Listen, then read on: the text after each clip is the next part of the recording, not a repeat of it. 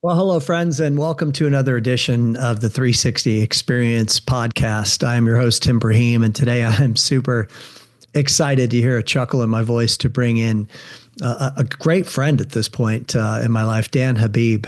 I chuckle because Dan is just like a bundle of light, man. I mean, he is just such a upbeat, positive, wonderful teacher who I'm super excited to have on the show. He's also a friend and a client of mine at this point in time in my Leadership 360 signature program. So it's been really wonderful to get to know Dan on a personal level.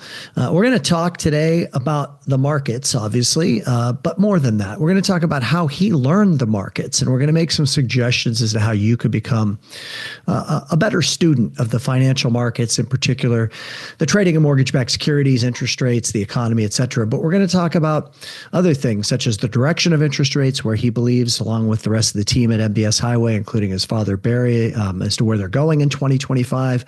We're going to talk about the crypto market as well, which Dan is very well versed in, and he'll have some interesting things to share there as well. We're going to talk a little bit also about the fact that he's got some life-changing things getting ready to happen in his life that I think that you'll find to be very interesting, as well as his relationship with his father, Barry Habib, and all that they've been through as a family over the last year. So buckle up and get ready to enjoy a really wonderful conversation with Dan Habib. Before I get to my conversation with Dan, I want to thank you for being a subscriber. I want to encourage you to subscribe if you're not, and to like the episode if you find it to be valuable, and forward it on to anybody else that could benefit from listening. Additionally, I want to make you aware of the fact that we have started to accept applications for my Leadership 360 coaching program. So if you would like to apply and to be a client of mine, we would love to have an opportunity to get to know you and see if it feels like a good fit. You can check the show notes below here and click on the link, and it'll take you right there to fill out the application. Also, don't forget to check out the Loan Atlas. Dan and I have been working on collaborating on some things for the Loan Atlas. I mean, the Loan Atlas is a tremendous educational platform for all of you to learn and grow how to be better originators, how to be better, more well-balanced human beings in your life. And we as a faculty of the Loan Atlas would really be thrilled to teach you and help you in all aspects of your business through this virtual coaching program that we've created.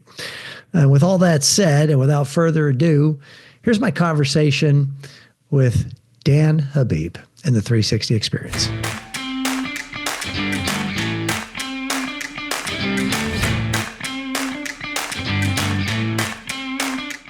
Dan the man, what's up, brother?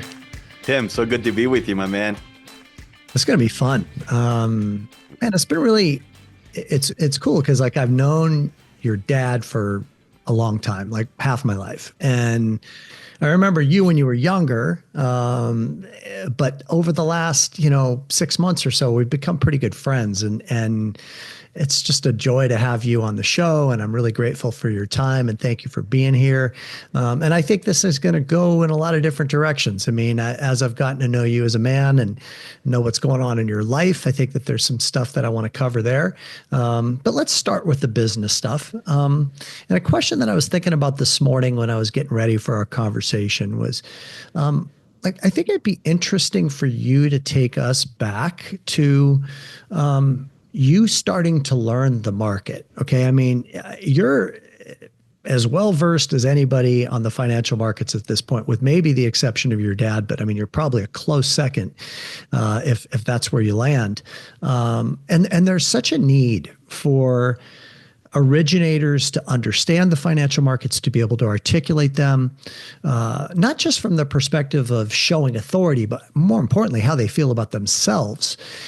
So what I'd like you to do is maybe share with us a little bit about how you've gone about becoming such an expert, because I think that's really noteworthy for an originator listening to say, gosh, I really need to bone up on the market. I need to really get my presentation together. You would be a great person to be a resource for that. So how did that start for you, and what kind of time did you put in, and all of that? Yeah, well, first, I just want to say I was really looking forward to doing this with you. So thanks for having me on the show. Certainly an honor. And, to what you said before, I've really loved getting a lot closer over the last 6 months or so. And we could probably get into this a little bit, but boy, it really was amazing to spend some time with you in Costa Rica. a cachete, and really have a life-changing experience there. So we'll get into that a little bit later, but it's a great question because I think it's really critical for mortgage professionals to have an understanding of the market because truthfully, most don't. Maybe they're good at putting relationships together. They're good at putting deals together, getting people qualified, but most don't really understand the driving forces behind real estate, behind mortgage rates, what's happening with the Fed.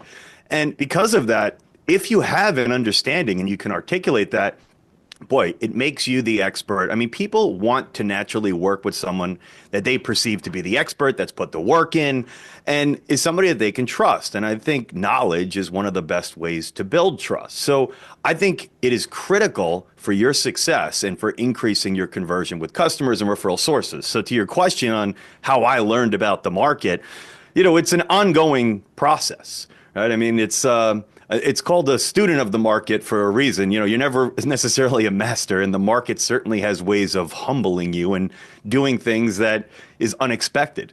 A good quote that I like is that the market can be irrational longer than you and I can remain solvent, right? Meaning it can do things that are unexpected and improbable for longer than you can remain solvent. So, sometimes you have to change your viewpoint on things and change direction, right? But I guess I first started learning about the market at a pretty young age because, my father is Barry Habib, and, he is still and has always been kind of my hero and somebody that I wanted to emulate and follow in his footsteps. And, I started working with him when I was very young, back when he was originating, but that was more like me and my twin sister running around the office, doing some odd jobs here and there.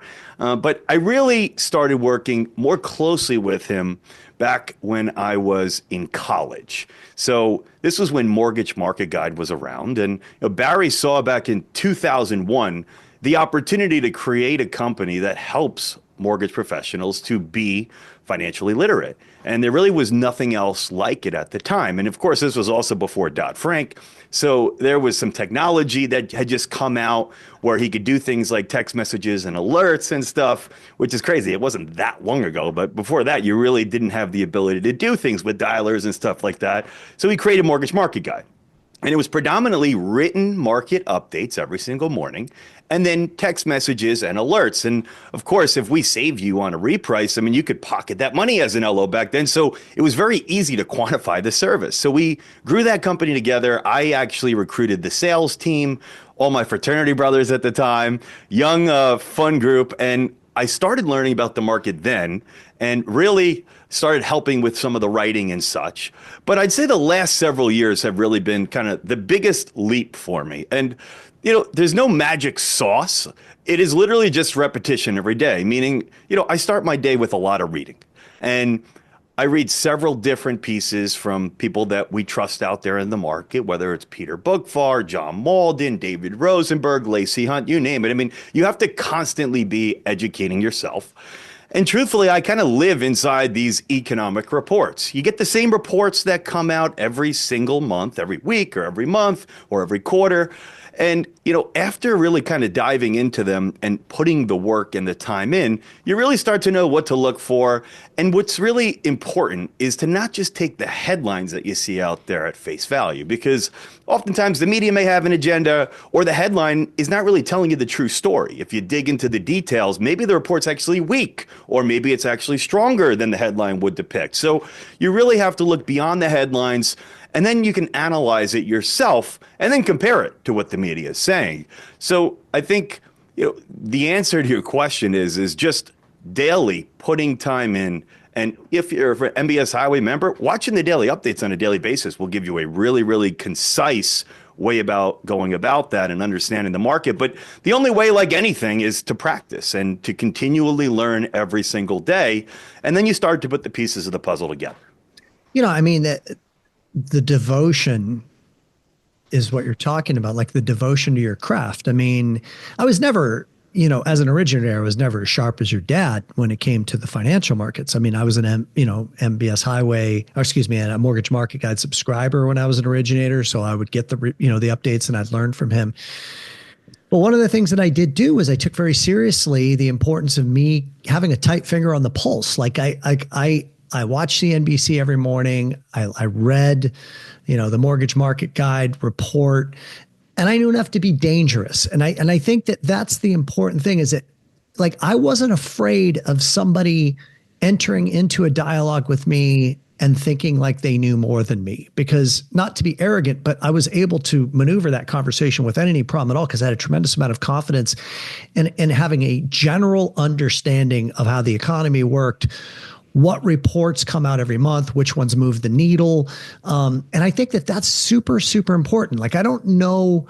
I think it's a good point that you bring up. You don't have to be a Barry Habib for this to be effective and to change your business, right? There's many components to being a successful originator. I think, one that you have mastered more than anybody I've seen really is the relationship aspect of it, right? But, it's also very helpful to understand the market and to not feel like the person you're talking to is going to ask you a question you don't know. And, listen, you're going to get people to ask you, hey, what's going on in the housing market? Is now a good time to buy? Or are rates coming down? Now, you could do a safe answer and you could be like, well, yeah, it's a good time to buy. And boy, if I knew where rates were going, I'd be on a beach drinking a pina colada somewhere. Now, you might get a chuckle there, but you blew an opportunity to build trust. So you don't have to have a crazy understanding of the market, but if you have some understanding, you're going to differentiate yourself. You're going to build trust, and it's going to make a big difference. So I completely agree with the point that you make there.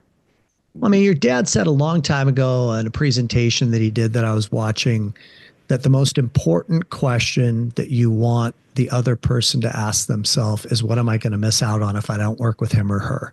Yep. He said that like a huge light bulb went off in my head. Okay, yeah, let's break that down for a minute. So how do you evoke that question in another individual?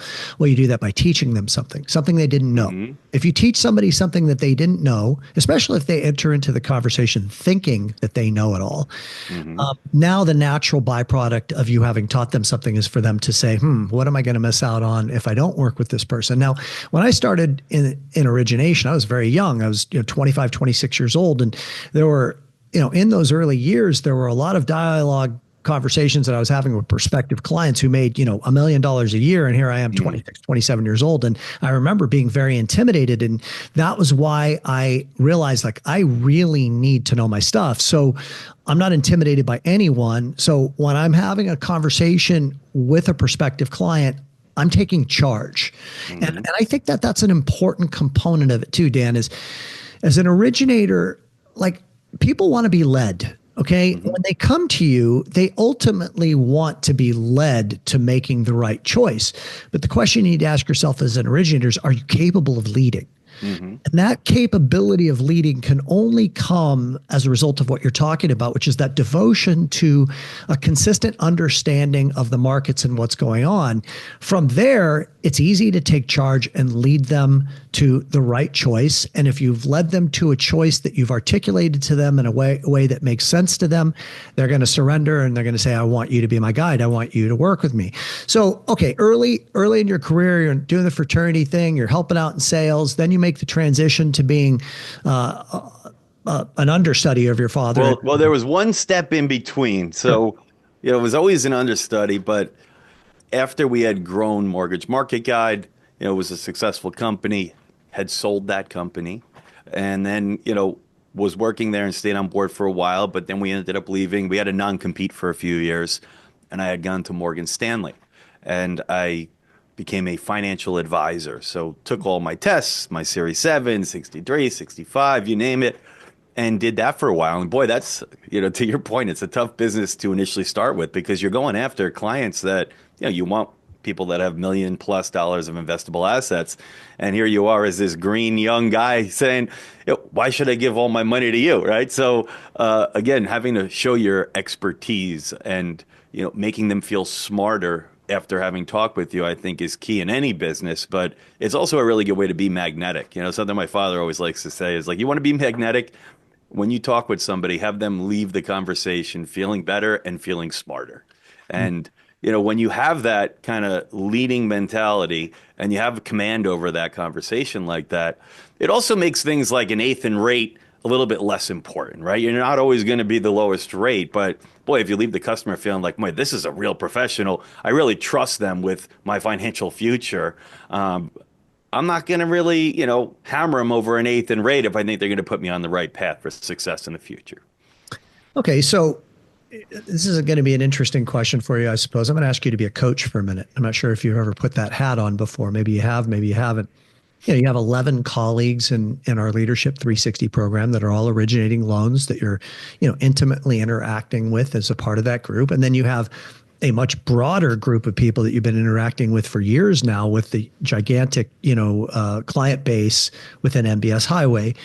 So if I put an originator in front of you right now that was a new originator, and I said, Dan, I want you to coach this person, what wisdom would you give that person in getting started? And for those of you that are listening to this would apply to you even if you haven't just gotten started, but I want to start with somebody that has a blank canvas. What disciplines would you be encouraging them to embrace? What tools that you're aware of do they need to possess? And yeah, what coaching would you give them?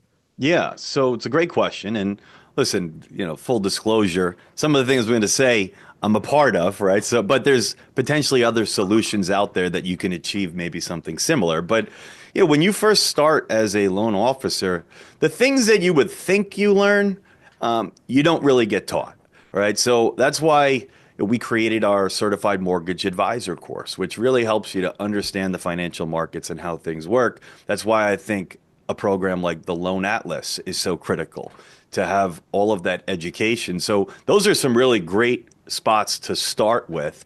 And then, of course, MBS Highway, I think in a concise way every single day, gives you those insights. So, listen, when you first watch a daily update video, some of it may sound a little foreign to you, but everybody tells me, I watch it consistently and I literally just feel smarter and it's helping me to increase my conversion. It's giving me a lot of confidence because I have something of value to say.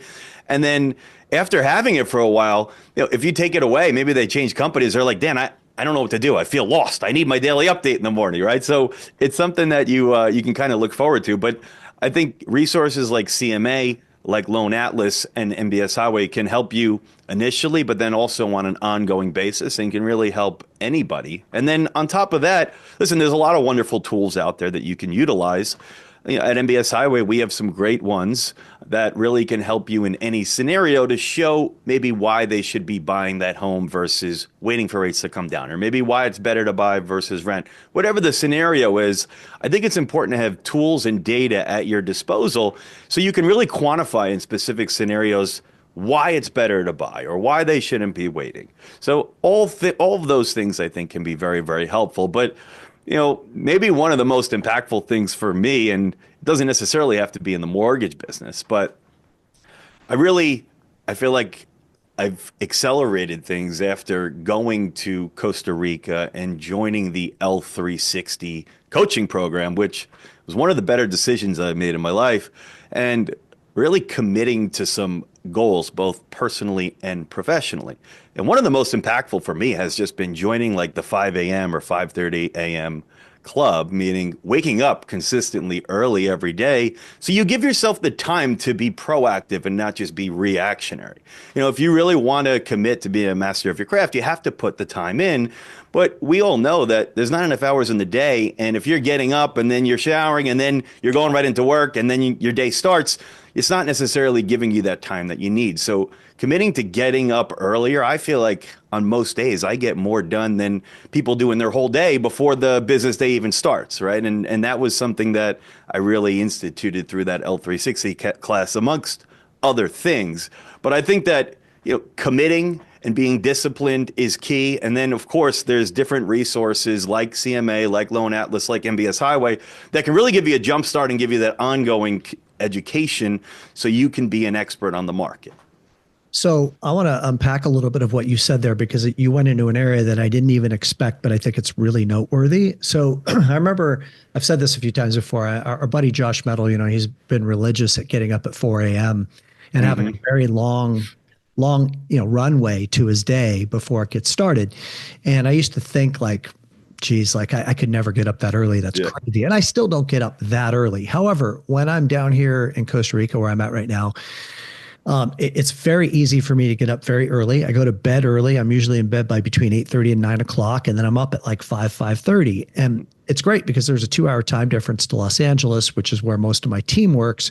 So like my phone doesn't really start going off. My emails don't really start going off until about 9:30, 10 o'clock in the morning, Costa Rica time. So I've had like this 5 hour window where I can do my morning routine. I can work out. I can go for a walk. I can, do my meditation. I can check in on my business and look at how I want to organize it and what do I want to be proactive with without any infiltration in my day. Like nothing's happening. I'm just in complete quiet mode. The question that I asked you was about, how would you coach an originator that's getting started? And I think you hit on something very important. So I would like to recommend to everybody listening here that you do whatever you need to do to buy an extra 30 minutes of your day at the beginning of the day. So that means you getting up 30 minutes earlier, do it. That means you go to bed 30 minutes earlier. That's fine. But if you take 30 minutes every day and you look at, MBS Highway, you look at the report, you understand it, maybe you highlight some of the key phrases, you take notes, you say them out loud, you build that confidence that you're talking about, and then you start to articulate that in your dialogue and in your conversations with people. It's like, it's interesting because I think what we're talking about here, Dan, is almost like learning another language in some ways, because there's a new vocabulary that you need to learn to be a student of the market. There's phraseology and words that maybe you're not used to using on a consistent basis. But once you start using them, they just start becoming second nature to you. And when they start to become second nature to you, you start to be viewed as an expert. When you're viewed as an expert, people yield and they want to work with you. But it's not going to happen because you just subscribe to MBS Highway. It's going to happen because you subscribe and you take 30 minutes. I'm not asking for a lot of time in 30 minutes here. I mean, 30 minutes. Give me 30 every day for a month. And I guarantee you're going to be a lot more dangerous at point of sale 30 days from now because of how you've educated yourself and how you've broadened your vocabulary and your understanding. And I think that that's great wisdom on your part. So let's take a glimpse at the market. I want to spend some time on some other topics. So I'll ask you to be, pretty concise with it. Here we are. We're recording here at the end of January. This will air in about 2 weeks. Happy New Year to everyone. And you made a comment earlier about how the market is malleable and sometimes you have to be willing to change positions. I know that you've been waiting a long time. Your dad's been waiting a long time. I've been waiting a long time, and so is everybody listening, for rates to finally come down. Where do you see us going here in the short term? I'm not going to ask you to predict out a year from now because that could be even more difficult. But over, say, the next 90, 120 days, something like that, what do we need to be looking out for? Where are you guys forecasting rates to go? And I want to give you a lot of grace because I know that this stuff is difficult to predict. Yeah, I mean, Yogi Berra said it. He said, predictions are tough, especially about the future. But listen, it's not easy to put your thoughts out there because, of course, they can be wrong. But I think as long as you have some good reasoning and really why you're formulating that decision, I think that that's important, right? So nobody knows for sure what's going to happen, but there's certain things that we know are going to be the biggest influences on the market and specifically on mortgage rates. And those are inflation, the labor market, and the Federal Reserve. Now, of course, there's other ones out there, but those are really, in my opinion, some of the main drivers. Of course, there's X factors out there. We don't know if President Trump is going to institute some or all of these tariffs, or if it's just a negotiating, thing that appears to be working in some scenarios. Because, if there is a lot of tariffs instituted, well, that could change the picture on inflation. But based on what we know today, I think that we're going to see inflation start to move lower this year. And I think one of the reasons for that is we're finally seeing the biggest component of the inflation reports that we get, which is shelter. That's rent, owner's equivalent rent. We're finally seeing signs that it is catching up, meaning it's been lagging behind. It's been overstating inflation because the numbers are much higher than what they are in reality, looking at more real-time sources. And it has to do with the way they calculate the data. They look at panels every 6 months. It takes a very long time for the new rents to filter in. So the bottom line is this. We're seeing the shelter, biggest component, showing signs of catching up, which when you have the biggest component that's now starting to come in lower, it makes it easier for inflation to come down. Also, the mechanics of it in the first quarter of the year, when you look at these year-over-year numbers, which is what everybody looks at, remember, the Fed wants to see 2% inflation year over year. That means they want to see prices of goods and services going up at 2%.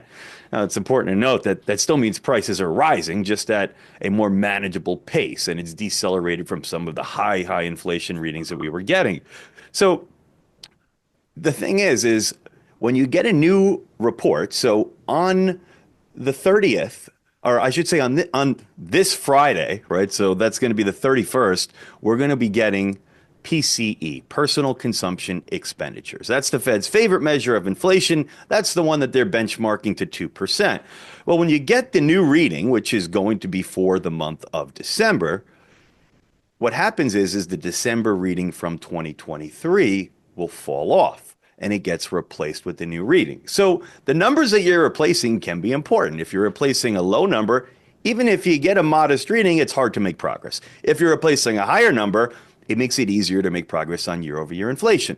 So you have shelter as one thing that helps. But the other thing is in the first quarter, you really start to see some of those replacement values from the previous year be a lot higher. And that makes it a higher probability that you can make progress on inflation. So from an inflation standpoint, we believe it's going to come down this year. I think over the next few months, we have a chance to see it coming down a decent amount that can help mortgage rates. From the labor market perspective, which is also critically important, we've been seeing the BLS, the Bureau of Labor Statistics, who releases the monthly jobs report, and it's one of the biggest influences on the market. And those of you that have been following along, you know that, over the last year, we've been seeing strong jobs report after strong jobs report. And then when that's released, the bond market doesn't like it and mortgage rates move higher. But the issue is that because of the way they are calculating their data, it's an overstatement on a consistent basis, meaning they report a very high job creation number, and then in the subsequent 2 months, they revise it substantially lower. But the market cares most about when it's released, and it doesn't react as much to those revisions, but it can be frustrating because if they came out with the right number initially, we'd see mortgage rates much lower than they are today. So it does eventually catch up. And there's something called the QCEW, Quarterly Census of Employment and Wages. It's also released by the BLS, but it's the actual data. You see, the monthly report that they put out, they sample 670,000 businesses. They use modeling. But then the QCEW, it comes out much later. It's the actual data. It's essentially revising what they did in the previous year. And in February, we'll be getting the new QCEW data, which is going to show you from Q3 of 2023 to Q3 of 2024. So it is a little bit older, but preliminary estimates are expecting that instead of seeing 2.5 million jobs created like the BLS reported, we're going to see 1.255. So essentially, it means that we could see half or 50% of the jobs that we thought happened didn't actually happen because of issues that they have with the way that they're putting these numbers together. And I think that's something that the market really won't be able to ignore. So I do think the labor market is not as strong as some of the published data shows. You look at all these surveys, and consumers certainly aren't feeling as strong as those reports show. We know that they're overstated and revised. I think this QCW report is going to be big for the market. I don't think the Fed will be able to ignore that. And listen, the unemployment rate right now is 4.1%. Now, the Fed has told us through their summary of economic projections that, boy, if it goes to 4.4%, well, that's only 0.3 higher than where it is right now. Then you're going to have 14 of the 19 Fed members surprised because based on their forecast for where the unemployment rate would be, 14 of them had it below that. And then if it goes to like 4.5, 4.6%, all 19 Fed members will be surprised. So even though at the December 18th meeting, the Fed took away projected rate cuts from this year, 2025. They took 2 of them away. Initially, they were forecasting 4 rate cuts. Now they're only forecasting 2. I think they can change their tune very, very quickly. If you see inflation come down, you start to see some weakness in the labor market, I would not be surprised if, after all, the Fed ends up cutting 4 times in 2025. So I think inflation is coming down. I think the labor market is going to be a little bit weaker.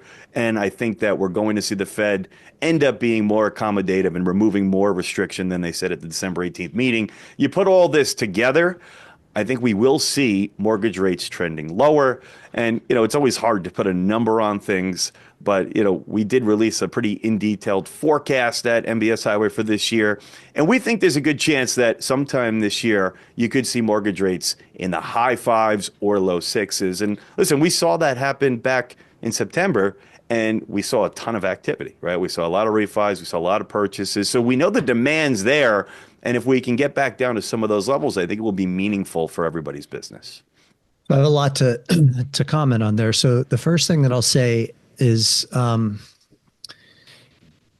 markets are emotional, as we know, right? So if we think inflation's coming down, I mean, you turn back the clock 6 months ago, and the general consensus was Fed's going to lower interest rates, 4 times in 2025, and then all of a sudden we got some economic data that caused people to be worried that maybe that's not the case. Then they start to adjust it to 2%. And then the market reacts, or 2 times, I should say, the market reacts emotionally and rates spike more than they probably should have. I mean, they got up to into sevens again, no problem. And now it could work the other way. Whereas now that the expectation is tariffs and maybe only 2 times next year, it leaves the market vulnerable from an emotional perspective to a surprise in our favor, and rates to rally more significantly perhaps than most people are predicting right now. But the key thing is, and I want you to share a little bit about this, and those of you that listen to this show know that I've been talking for a couple of years now about establishing strike rates with your entire database. I mean, this is the time when things are slow to be having these conversations. As our good buddy Craig Strent has said, the more times you tell somebody it's not the right time to move forward, the more you build credibility with them. So when it is the right time to move forward, they follow your lead. Now's the time you need to be checking in with your clients, giving them an update, articulating to them what's happening in the market, and letting them know that they don't need to worry about it, that you're watching it, you got it. I do have one other comment, but before I go to the other comment, what I want you to share, because I know that you guys did a brilliant job of establishing a great tool to assist loan originators within MBS Highway on following those strike rates on their clients. Go ahead and share with us a little bit about that, because it's super. Yeah, so you've been really on top of the importance of that for a while now. And boy, the people that listened, I think, really maximized the brief opportunity that we had in September when rates did come to the low sixes, high fives. But there was plenty of people that weren't proactive. They weren't reaching out to their customers and establishing that strike rate and getting them to kind of pre-commit. And they were reactionary, and they maybe started reaching out when rates already came down. And then you play phone tag. And then by the time you get them in a position where maybe they could refi, the opportunity was gone. Yeah. So I think it's really, really important, as you've been teaching, to reach out to those customers now. Make sure you're establishing a strike rate that makes sense. And based on that, we actually created a tool in MBS Highway to try to make that easier, where we basically load in all your past transactions, and then you can set, based on the loan amount, how much you would need in rate savings, what the EPO period is. And then we basically help you to manage your database and send you alerts as to when customers are in the money and hitting that strike rate, showing you what the savings would be. And then we even piggybacked it and created a tool where, hey, you might have customers that might get a little greedy. Maybe their strike rate is hit, but they're like, I hear rates are going to keep coming down. Let's wait for them to come down another eighth. But, people don't realize that, number one, that's not guaranteed. Number two, even if they're right, what if it takes a few months to get there? Boy, you gave up that guaranteed savings you would have over those 3 months. And then with the additional savings from that extra drop of an eighth in rate, it might take you 2 years to get that back. So, what is it? A bird in the hand is worth two in the bush, right? So, you have the savings there. You need to quantify that for them, and you need to get ahead of it. And then when rates do drop, you're going to be well prepared to reach out. And I love some of the things that you teach too on ways to organize your database. Easy, hard, different things like that on really managing your time efficiently. But I think it's critical.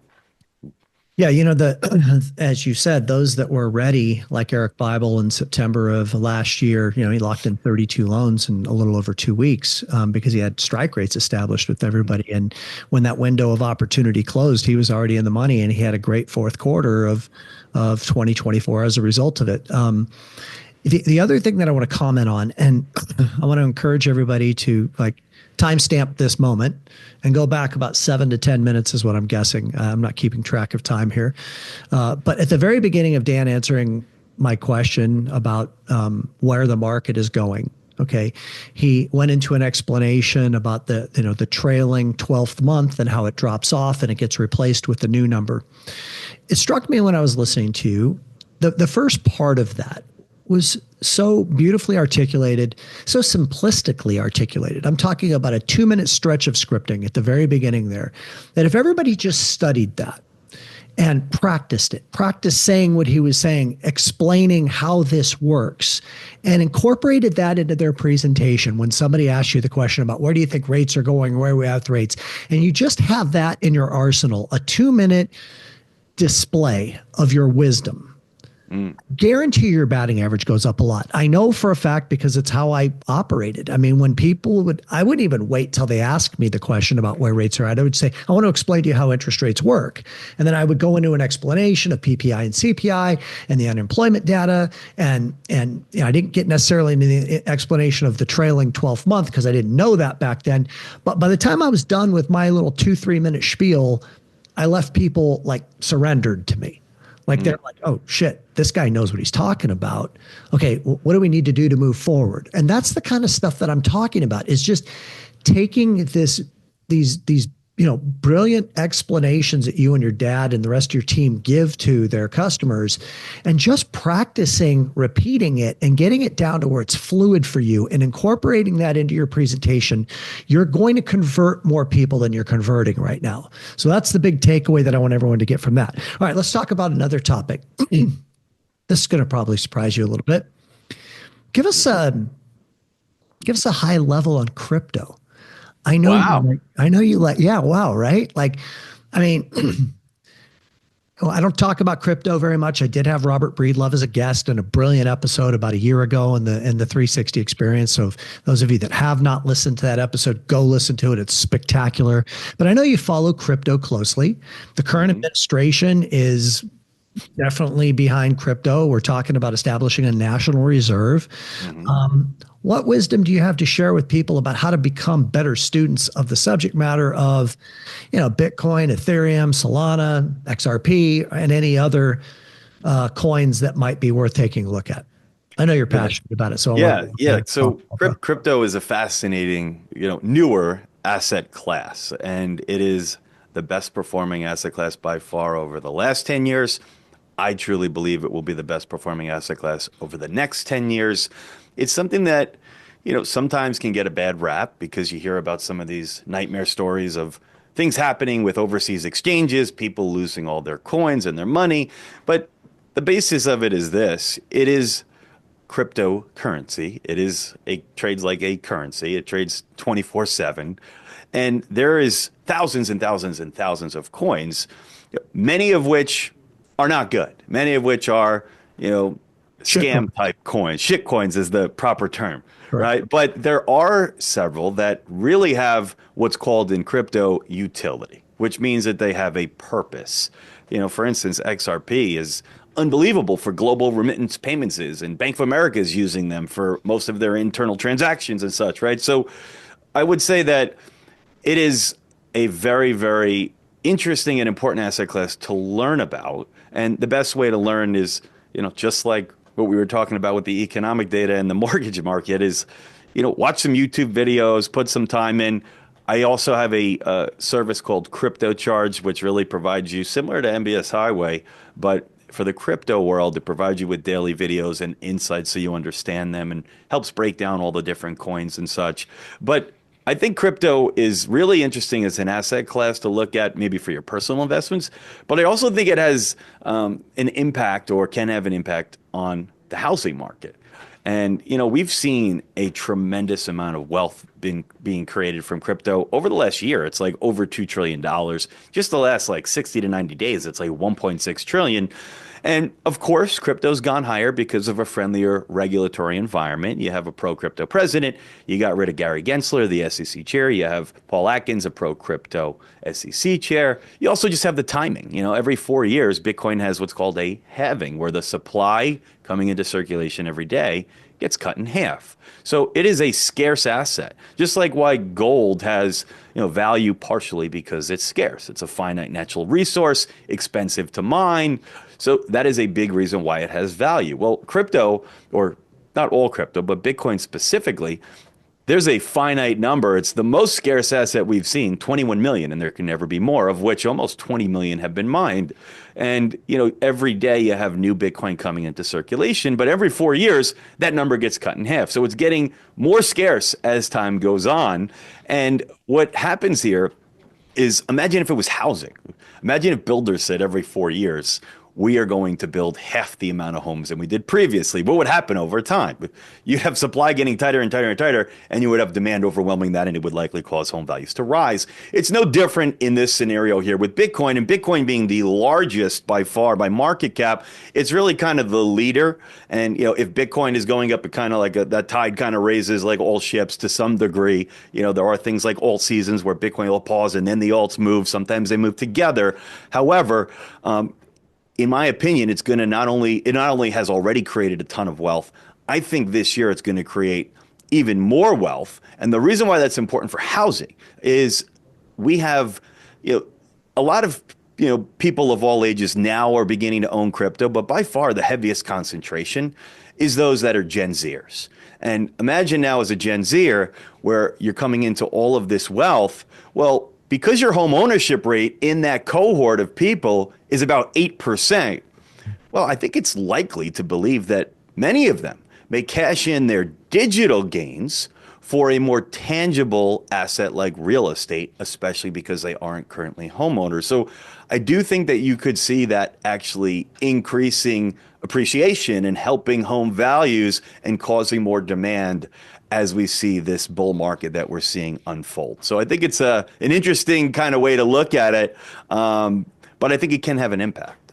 I think you're absolutely right. I think the diversification component to it is something that I rarely hear anybody talk about. I'll use myself as a perfect example. I've been fortunate to be an investor predominantly in Bitcoin. I have some Ethereum, but almost most of my assets are in Bitcoin from a crypto perspective. And I was lucky enough to get in, fairly early in the process with the encouragement of my son. And now I'm at a point where I'm kind of forced to take a look at my allocation because I have maybe a little bit too top heavy in crypto because of how much it's gone up.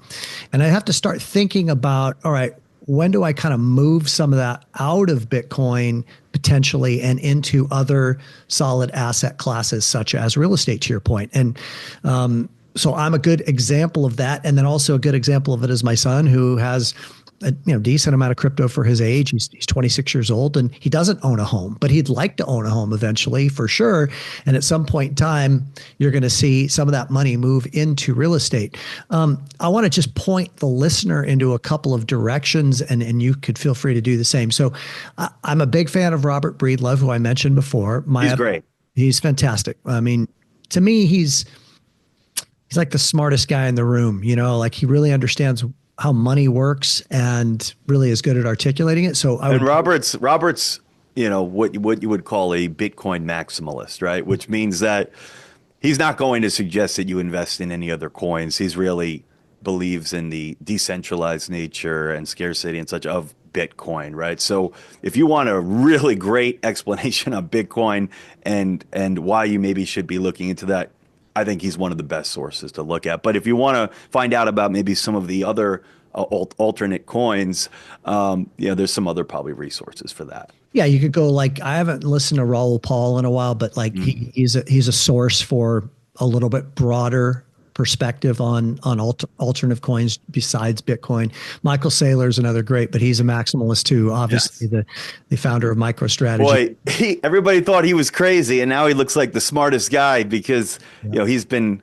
I mean, essentially, MicroStrategy has become a company where it's like a leveraged way of gaining access to Bitcoin because, they have purchased a insane amount of Bitcoin and they raise money in somewhat unique ways through debt and whatnot and convertible notes. But it's amazing. People thought he was crazy, and now obviously he's done very, very well on his investment and his shareholders. I mean, that's one of the best performing stocks that we've seen over the last few years. But yeah, I think that Bitcoin is my largest holding. I think that's the one that I feel most comfortable with. But then my if I were to tell you my top four holdings, it's Bitcoin, Ethereum, XRP, and Solana are my top four.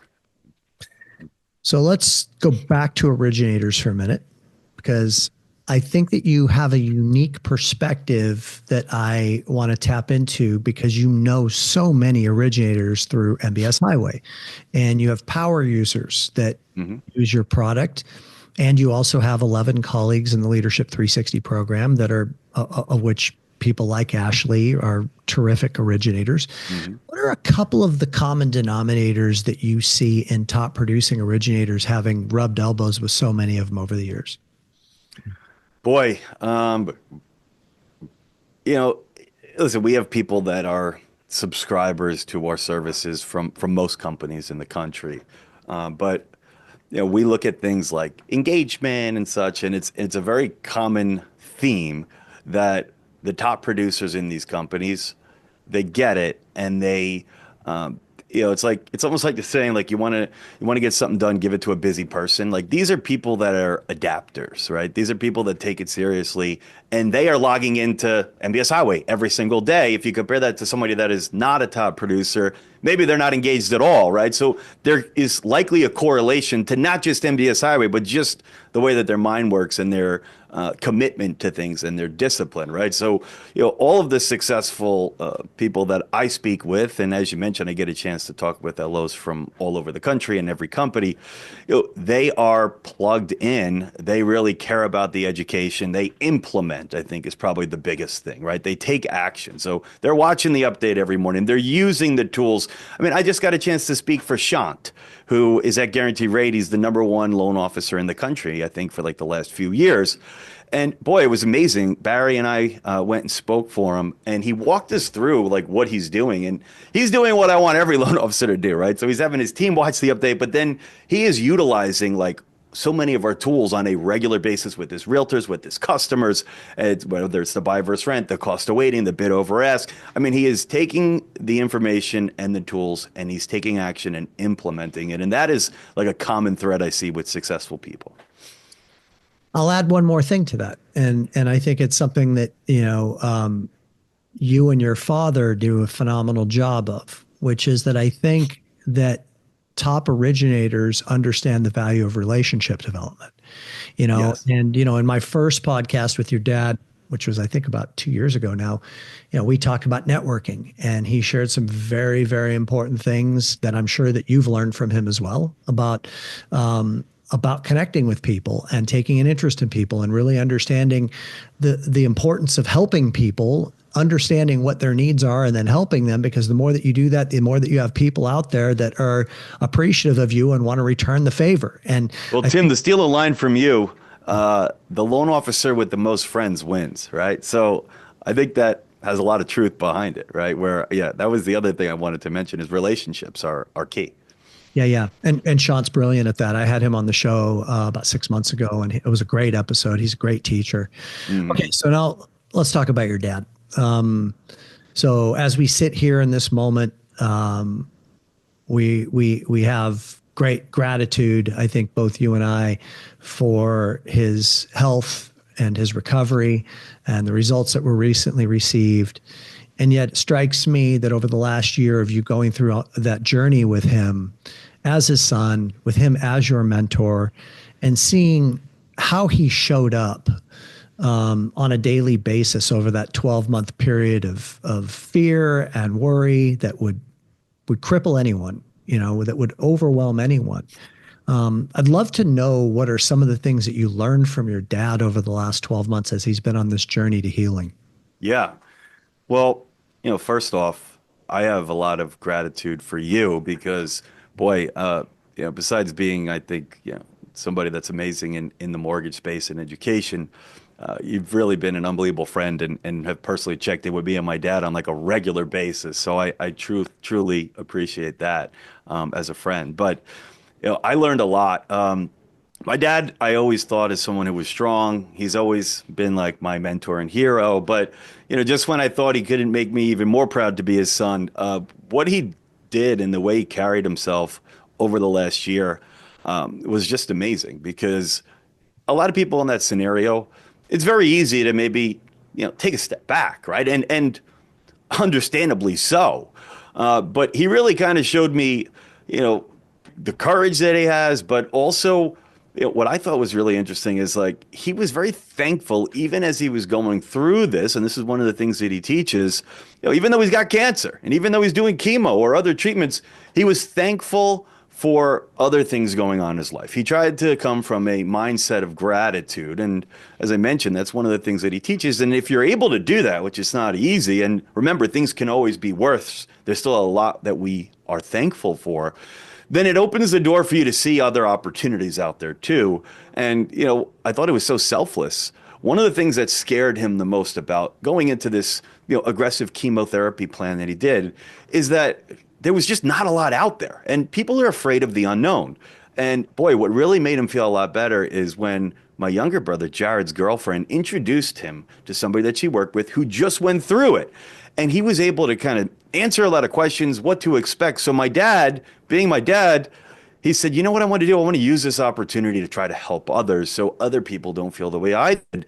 And every single day through this chemo journey, he was like chronicling and recording videos so that we can get that out there and share that for people that might be going through the same thing to answer some of those questions. So I think, his courage, his selflessness, his ability to be grateful even through those difficult times, and also just how much he cares about like showing up and helping people in the mortgage industry, right? I mean, there was doctors saying there's no way you can go speak. I mean, he's bald at this point. He's going through chemo. He's immunocompromised.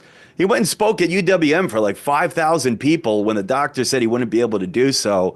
And it was one of the most powerful presentations that I've ever seen. And, he's given a lot of amazing presentations, but boy, that really moved me. And I don't think there was a dry eye in the audience. So just his like level of commitment and like, he's like, I said I would do it. So I'm going to live up to my, to what I said, essentially, was just incredible. So there was a lot that I feel that I learned there. But, most of all, it's like, geez, when you're reminded of your own mortality, it's scary, right? Because like we go through like our day-to-day lives and you don't think about that too much. But when you see something like that happen, something kind of goes off in your mind where you're like, boy, we really need to like cherish the time that we have here with family, friends, with our coworkers. And, it's almost like you wish you could stay in that mindset so you don't let some of the other BS bother you. But, we all are on a limited clock, right? And life is beautiful. So I think really staying in that mindset of gratitude is important.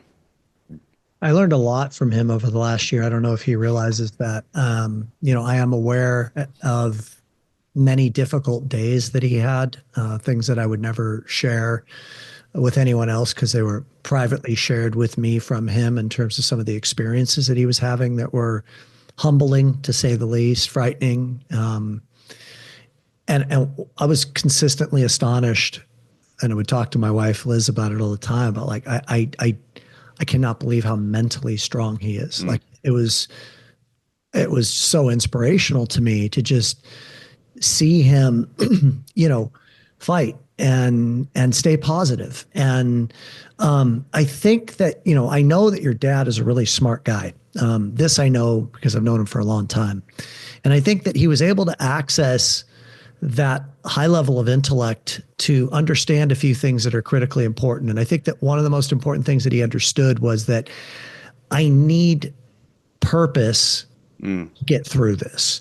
And there were days where I wanted to say to him, bro, like, don't fly across the country to go speak. I mean, rest your body, like let your body heal. I mean, I would never tell him what to do, obviously, but I would think that. And then I realized at one point, I was like, no, actually, he's very wise what he's doing.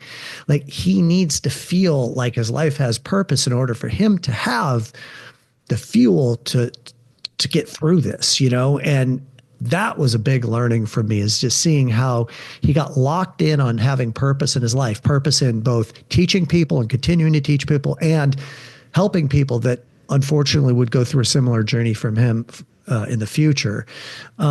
Okay, so One other thing that I wanted to just add that I learned through the whole experience was just kind of what an amazing community that we have in the mortgage industry. Um, I heard my dad say this saying once that I really liked, where he said, friends are like stars. You don't see them until it's dark out, right? And it's like the amount of support and love and emails, handwritten, you name it, posts on social media for my father, my family, was really like just incredible. And I know that it gave him a lot of strength. It gave us a lot of strength, but it was just like amazing to see like how good people are. And, to your point of what you just said, so many people, they recorded videos saying how he's like changed their life and stuff. And he was crying watching it, telling me that like, he knows that his life has purpose or had so that was really big. And I wanted to just thank, the mortgage industry as a whole for really being so supportive. yeah, very well said. So you're about ready to have a life-changing event here very soon. You're going to be a father for the first time. And I want to just congratulate you, first of all, in advance. I know Lauren's sick today, but hopefully she recovers here very quickly and is ready to deliver here in the next few weeks. Hmm. What have you been doing to prepare for this life-changing experience of being a dad for the first time? Yeah, so I'm extremely excited. Lauren's she's at that uncomfortable phase, as many of you guys are mothers know. She's due, really sometime in February, most likely. So it could be 2 weeks, it could be 4 weeks, right? But she's certainly ready.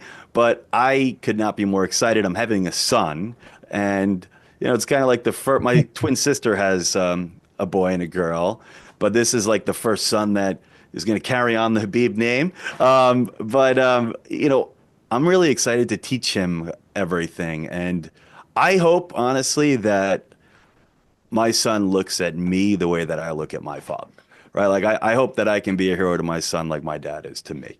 Then I would have done a good job as a father.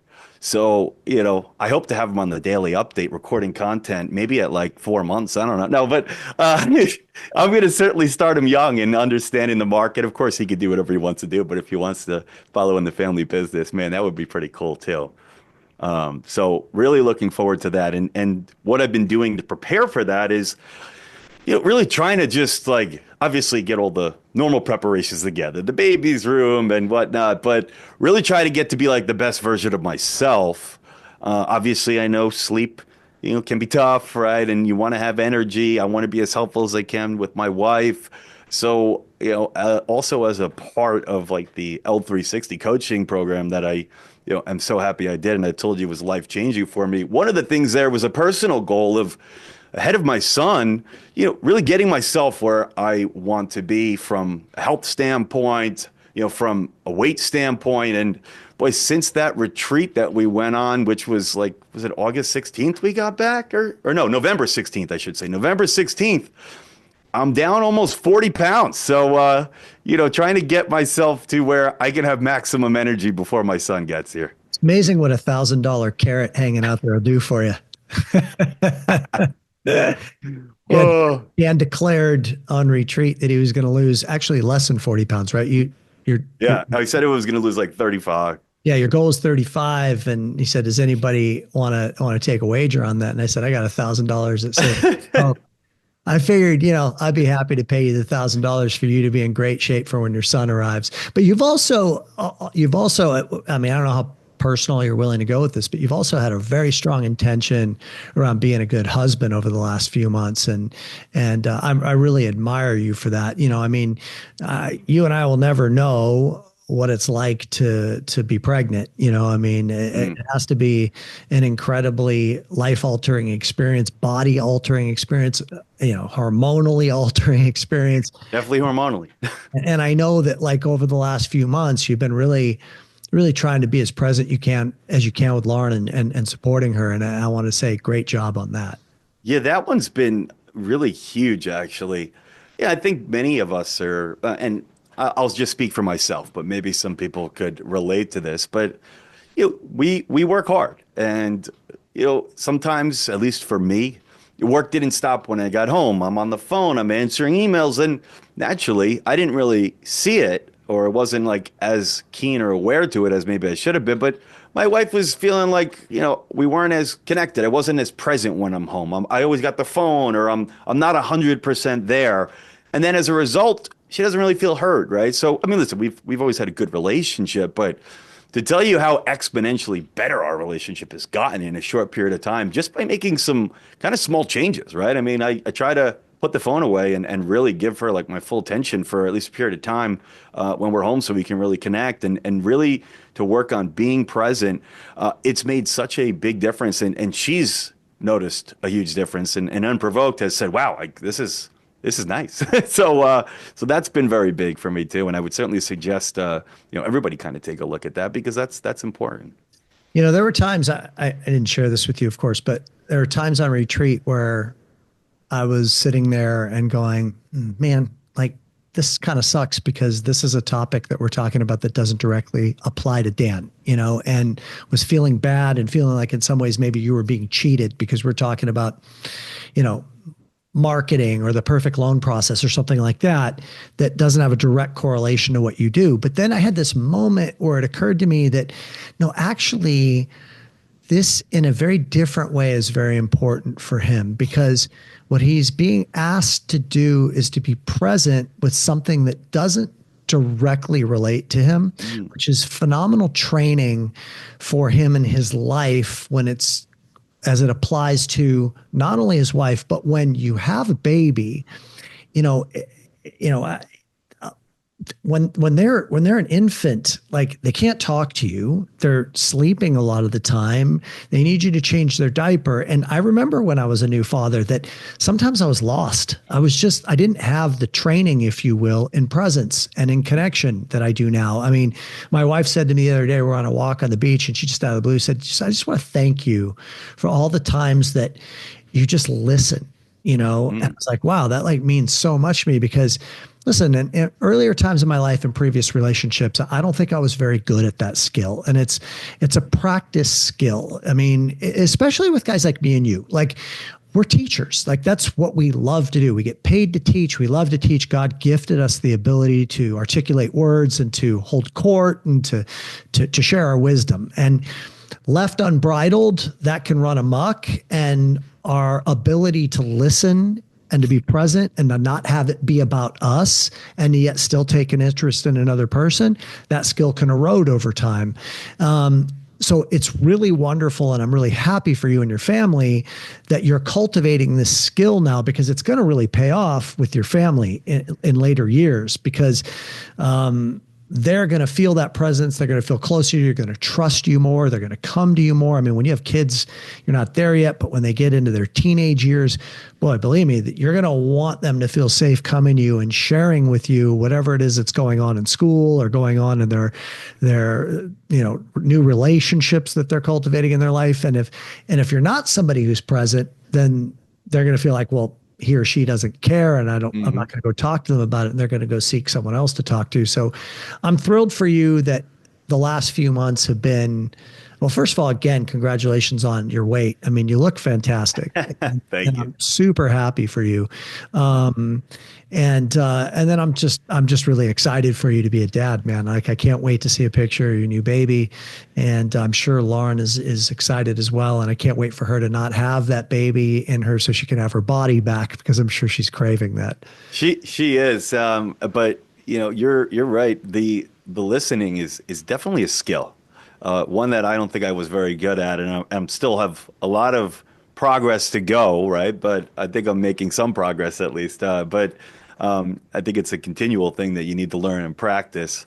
But there's a big difference between listening to somebody to answer, right, or and respond, or just truly like listening to somebody and encouraging them to continue to share. And some of the skills and stuff that we learned on the retreat were I think amazing for all relationships. And I think it's a critical skill that a lot of people don't practice. And I know I didn't until I was really made aware of it. But I can say firsthand, it's made a big difference.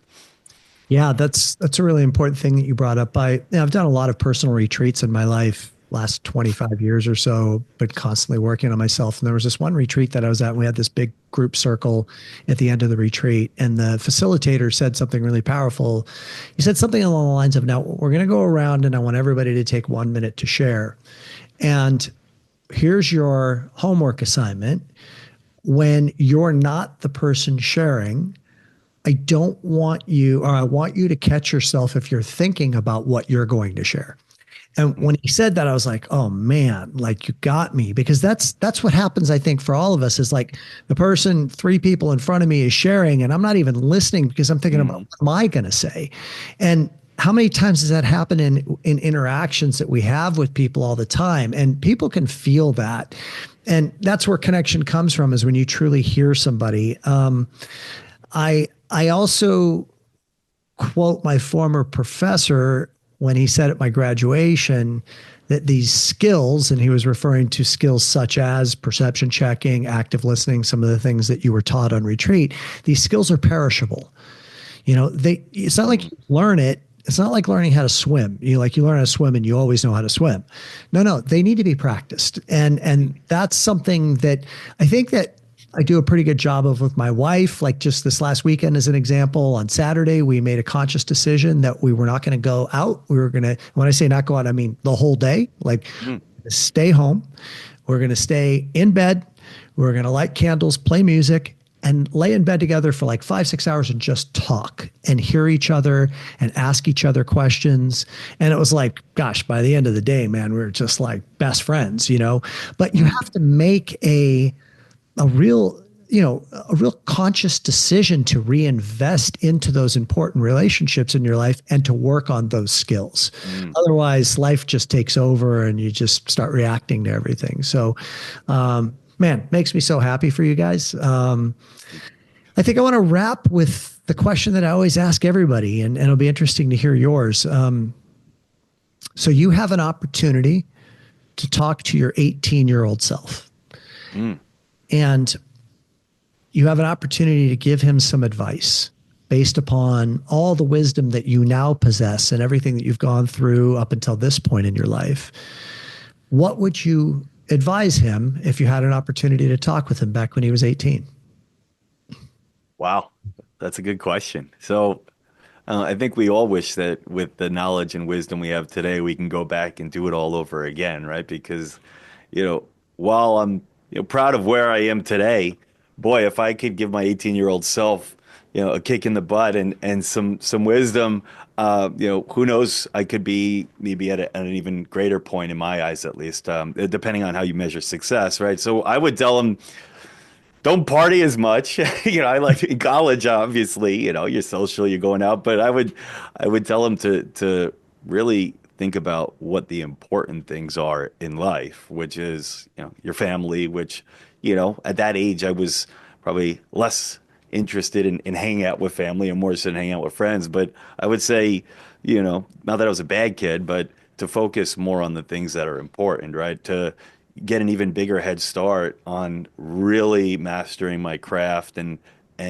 putting the time in learning more about the market and putting more time into investing in time with family and just really kind of focus on because sometimes it's easy to get sidetracked from what's really important in life. And I think what's really important is having a purpose, right? And sometimes that comes from your career. But getting a head start on that and spending time with friends and family and making a difference in people's lives. So I think I would try to give them a little pep talk on kind of refocusing on what is truly important in life. Now, I think I'm, never going to be perfect, but I'm starting to do my best to try to figure those things out. But boy, if you had a 20-year head start, I think that can make a big difference. Beautiful. Beautiful advice. And yet at the same time, maybe you needed to go through all of those party times to be able to settle down and be the man that you are today how do, I obviously people can contact you by going to the MBS Highway website. Is there anything anywhere that you'd want to direct them if they have questions about the service and how they can become a member or anything like that? Yeah, I mean, listen, I love keeping in touch and interacting with people, but especially people in our industry. So you can follow me on any of the social sites. My handle is the Dan Habib. I try to post a lot of content that you can kind of share and may help you to, evoke some activity from your social networks, whether it's regarding rates or housing or the Fed or cryptocurrency. MBS Highway, or I should say Highway, right? Because we do have MBS Highway list reports and a home report. That's certainly one area that, you can see some of our stuff. And then, as I mentioned, I have a kind of passion project to service for the crypto world where it's called Crypto Charged, and it's just cryptocharged.com, where you could sign up for 30 days for free to check it out. But that kind of gives you daily insights if you really want to begin to learn about crypto and maybe make some better informed investment decisions. Love it. Oh yeah, there's one other thing we need to clear up, which is, what does the word acachete mean? Well, it's one of my favorite words now. And when we were in Costa Rica, Tim was kind of giving us the rundown on what people say there. They say pura vida, right, which is like pure life, and it's one of those words that it's like you can use it kind of anywhere. It's like a hi bye. And then Tim told me that for those really in the know, instead of pura vida, it's acachete. And, I took that and I was throwing it around. And boy, let me tell you, I was getting special treatment. I got on a flight that was supposedly full. I was throwing acachete at the guy. He got me on there. So it's a powerful word. But, Tim, the translation of it, I think, is like full of right. It's like, I think that it's like acachete inflado, like, your cheek is full or something. But, around that pure life kind of thing. But we're letting the secret out now. But if you're, Last night, Liz and I were driving to go have a little dinner, and we exited the gate, and the guy opened the guard gate, and I looked at him and I said, acachete, and he started giggling like a 5-year-old boy. And Liz just looked at me and she's like, that word is just so amazing what it does to people. It's great. I'm glad you know it. I'm glad you and I have that to share with each other. And thank you so much, bro, for the time today. I know that everybody got a lot of value out of hearing your wisdom, and it was super fun for me to spend time with you. Me too, man. Thanks for having me. Thank you, everyone, for tuning in, and we'll see you in a couple of weeks on the next episode. Bye-bye.